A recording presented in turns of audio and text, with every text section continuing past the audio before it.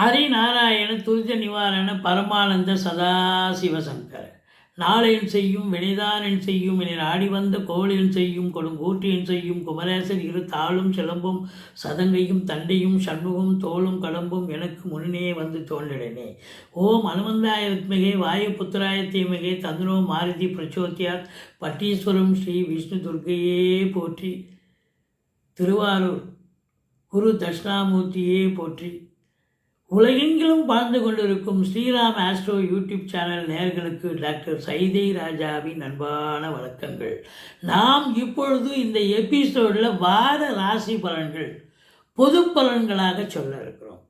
வார ராசி பலன்கள் பொது பலன்கள் நவம்பர் 23 முதல் 29 வரைக்கும் உள்ளடக்கிய நாட்களுக்கு கிரகங்கள் ஒவ்வொரு ராசிக்கும் எப்பேற்பட்ட பலனை வழங்கப் போகிறது என்பதை பார்க்கலாம் வாங்க.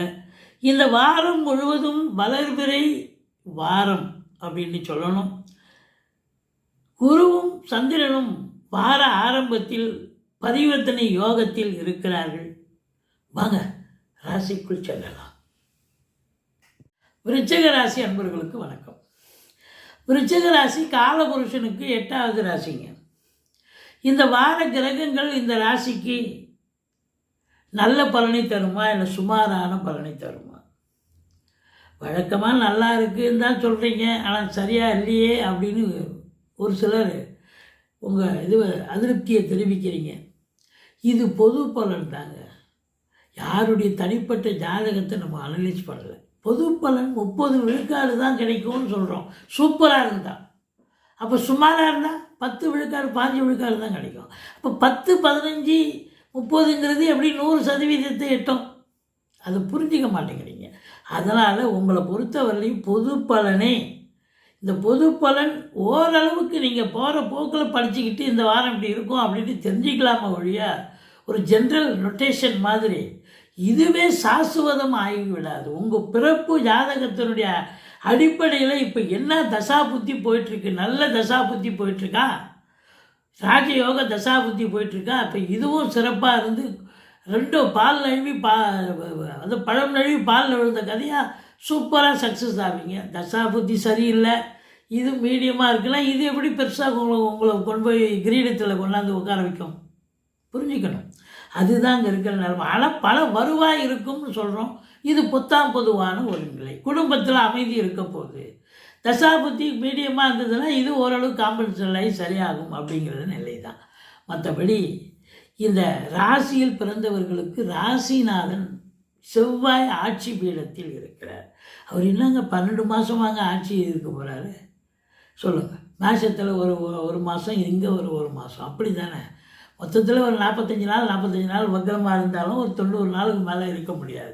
இப்போ அந்த மற்ற நாட்கள்லாம் மற்ற இடத்துல போய் உட்கார்றாரு. அது மறைவிடமாக இருக்கலாம், கேந்திரமாக இருந்தால் திரிகோணமாக இருந்தால் ஓகே. அப்போ 3, 6, 8, 12 மறைஞ்சதுன்னா இப்போ ராசிநாதன் மறைஞ்சால் பிரச்சனை தானேங்க. இப்போ ராசிநாதன் ஆட்சி பீடத்தில் இருக்கிறார், குரு பார்வையில் இருக்கார். விருச்சிக ராசிக்கு இந்த வாரம் யோகமான வாரம். எதெல்லாம் நீங்கள் தொட்டு இது பண்ணுறீங்களோ, காரியத்தை ஸ்டார்ட் பண்ணுறீங்களோ அதெல்லாம் சக்ஸஸ். இல்லை ஏற்கனவே விடுபட்டு போன காரிய தடைகளோடு நின்று இருக்கும் சில வேலைகள், அதெல்லாம் எடுத்து போட்டு மறுபடியும் நீங்கள் சக்ஸஸ் பண்ணலாம். அருமையான நேரம். அதில் உங்களை பொறுத்தவரையிலையும் பார்த்தீங்கன்னு சொன்னால் அந்த விருச்சிக ராசிக்கு பேரு புகழ் அந்தஸ்து உயர்வடைய போகிறது. அதுவும் ராஜ கிரகங்களான சூரியன் செவ்வாய் குரு பார்வையில் இருக்கிறதால அரசு உத்தியோகத்துக்காக காத்திருக்கிறீங்க, முயற்சி பண்ணுறீங்க, இன்டர்வியூ வந்திருக்கு, நீங்கள் அட்டன் பண்ணலாம், கண்டிப்பாக சக்ஸஸ் ஆவீங்க. இல்லை சொந்த தொழில் பண்ணுறீங்க, நிச்சயமாக சாதிக்கக்கூடிய ஒரு நேரம். ஆனால் ஒரே ஒரு விஷயம் பாருங்கள், இந்த 10ல் கேது இருக்கிறதால வருமானம் உங்களுக்கு பல வகையில் வரும். இப்போ கிணறு இருக்குது, கிணத்துல கீழே பார்த்தீங்கன்னா ஊற்று 4 பக்கமும் ஊற்று வரும். அதுபோல் இந்த விருச்சிக ராசிக்கு இப்போ நேரம் நல்ல நேரம். பல வழிகளில் உங்களுக்கு வருமானம் வரும். எப்படி? அதாவது 7ஆம் இடத்து அதிபதி சுக்கிரன் ஆட்சி பீடம் ஏறி இருக்கிறார். கடைசி 3 நாள் குரு பார்வையில் இருக்கார். 7ஆம் இடத்து அதிபதி நல்லா இருக்காரா? வாழ்க்கை துணை அல்லது மனைவியால் வருமானம், யோக பாக்கியங்கள், நண்பர்களால் ஆதாயம், கூட்டு தொழில் செய்கிற இடத்துல கூட்டாளிகளாலும் நன்மைகள் நடக்கும். அதுக்கு அடுத்தது 5ஆம் இடத்தை சனி இருந்தாலும் குரு பார்க்கறதால பிள்ளைகளுடைய வளர்ச்சி, கல்வி மேன்மை சிறப்பாக இருக்கும். பிள்ளைகளால் கூட படித்து முடிச்சுட்டு வேலைக்கு போகிறாங்கன்னா அவங்க வேலை வாய்ப்பு கிடைக்கும், அவங்களாலேயும் வருமானம் கிடைக்கும். மற்றபடி எடுக்கிற காரியங்கள் சக்ஸஸ் ஆகும், அதுதான் ரொம்ப முக்கியம். மற்றபடி நீங்கள் எந்த ஒரு பேங்க்கில் எப்படி போட்டிருக்கலாம், போஸ்ட் ஆஃபீஸில் இது போல் ஏதாவது, இல்லை ஷேர் மார்க்கெட்டில் இன்வெஸ்ட் பண்ணியிருக்கலாம். இது பல வகையில் உங்களுக்கு வருமானம் பெருகப் போகிறது. ஆனால் இந்த வருமானத்தை கொண்டு போய் தொழிலில் போடுறேன், இன்வெஸ்ட் பண்ணுறேன், இன்னும் பெருசாக வாழவே வாழலாம்.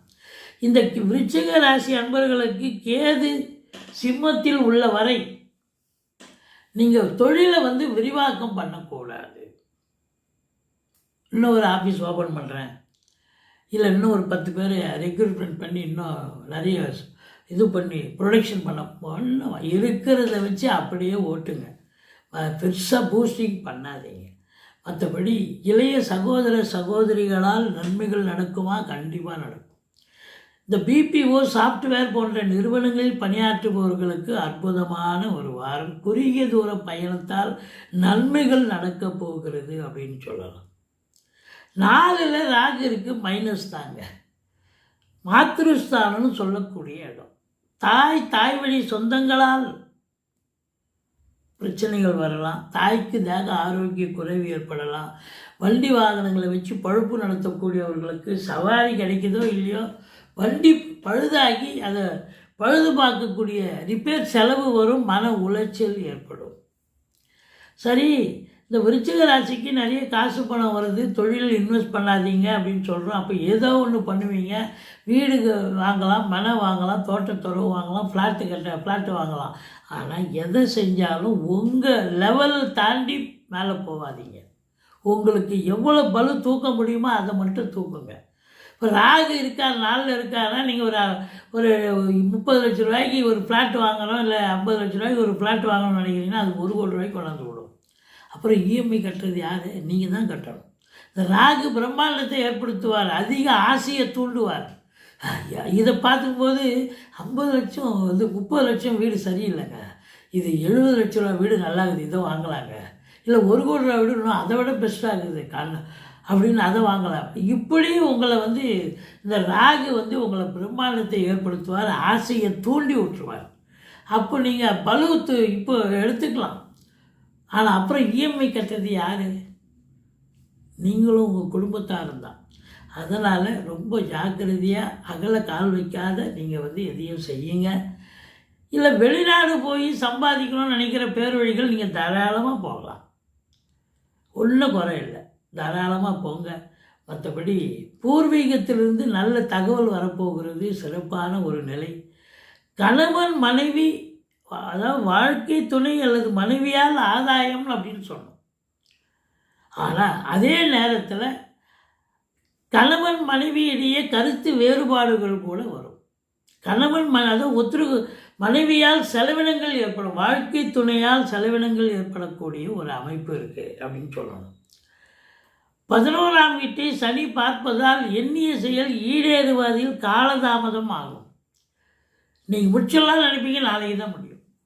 அதுதான் அங்கே இருக்கிற ஒரு விஷயம். மற்றபடி 2ஆம் இடத்தை சனி பார்ப்பதால் பல வருவாய் இருந்த போதிலும் யாருக்கும் கொடுக்கல் வாங்கல் பண்ணாதீங்க, ஜாக்கிரதையாக இருங்க. மற்றபடி செவ்வாயினுடைய ஆதிக்கம் காவல்துறை, தீயணைப்புத்துறை, மருத்துவத்துறை, இராணுவத்துறை, ஐஏஎஸ், ஐபிஎஸ், ஐஎஃப்எஸ், அதற்கு நிகரான பணியில் இருக்கும் அன்பர்கள், கடைநிலை ஊழியர்கள், நிதித்துறை, நீதித்துறையில் பணியாற்றுபவர்கள், புதனுடைய ஆதிக்கம் ஆசிரியர்கள், பேராசிரியர்கள், வழக்கறிஞர்கள், ஜோதிடர்கள், இவங்க எல்லாருக்குமே இந்த வாரம் ரொம்ப உன்னதமான ஒரு வாரம். எல்லாம் சாதிப்பீங்க, சந்தோஷமாக இருக்க போகிறீங்க, அதில் ஒன்றும் குறை கிடையாது. எல்லாம் வர்ற காசு தொழிலில் போடாதீங்க, இன்வெஸ்ட் பண்ணாதீங்க, தொழிலில் பெருசுப்படுத்தாதீங்கன்னு தான் சொல்கிறோம். மற்றபடி ஒன்றும் குறை கிடையாது. இந்த விருச்சிக ராசிக்கு இந்த வாரம் பெருவாரியாக நீங்கள் ஜெயிக்கக்கூடிய நேரம், பணம் பல வகையில் வரும், சந்தோஷம் குடிகொள்ளக்கூடிய ஒரு அமைப்பு. எந்த நிலையிலும் நீங்கள் வந்து அடுத்த கட்டத்தை நோக்கி தான் பயணம் பண்ண போகிறீங்க. டென்ஷன் கிடையாது, சந்தோஷமான ஒரு வாரம் என்று சொன்னால் மிகையாகாது. நீங்கள் வந்து வணங்க வேண்டிய தெய்வம் அப்படின்னு பார்த்தீங்கன்னா ராகு நாளில் இருப்பதால் ஓம் அமிர்த ராகுவே போற்றின்னு 1008 தடவை சொல்லுங்கள். துர்க்கையை வழிபாடு பண்ணுங்க. மற்றபடி சுக்கிரன் வந்து 12இல் இருந்தாலும் செலவினங்கள் ஏற்படுத்துவார், சுப செலவு தான் ஏற்படுத்துவார். மகாலட்சுமியை வழிபாடு செய்து கொள்ளுங்கள். வாழ்க்கை வளமோடும் நலமோடும் அமையப் போகிறது. எங்களுடைய வீடியோ பிடிச்சிருந்தால் லைக் பண்ணுங்கள், ஷேர் பண்ணுங்கள், சப்ஸ்கிரைப் பண்ணுங்கள். மறக்காமல் சப்ஸ்கிரைப் பண்ணுங்கள்.